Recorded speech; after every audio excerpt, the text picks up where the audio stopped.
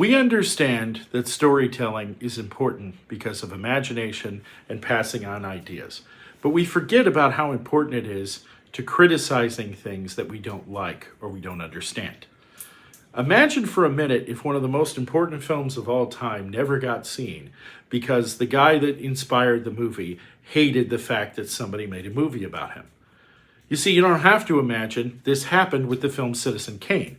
What is now considered a classic movie about corruption and power was almost killed by a guy who decided, I don't want it to exist. William Randolph Hearst ran a media empire in the United States.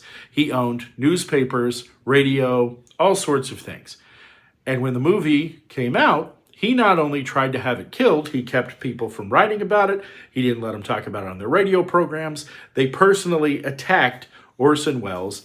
And the most crazy thing is, he tried to get MGM to buy the film so that they could burn the negative so that it would never be released in the first place. As an English professor, it's not lost on me the power of story, but we have to think about the power behind the power of the story, right? If the stories we're allowed to tell and how we understand them is controlled by a very small group of people, then what we're going to glean from those stories is not always the message that we think we should.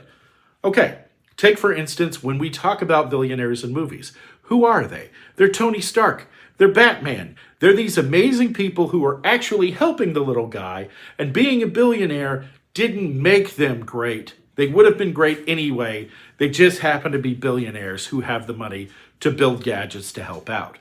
Or what about when we're talking about overcoming obstacles? Well, look at the film, The Pursuit of Happiness. What happens at the end of the movie? The guy who was homeless overcomes all the obstacles and he is able to achieve his dream. What about the other 25 people in that program? Why don't we care about them? Because they're not the protagonist. We aren't fighting the system. We're not talking about the fact that he probably shouldn't have been homeless in the first place.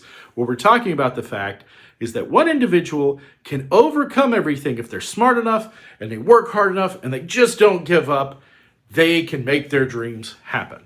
So, when the question is, how is it that poor people believe this? Maybe it's because the stories that we're telling one another are that the individual has enough power to change everything for themselves, no matter how bad the system is, because the power is in your hands.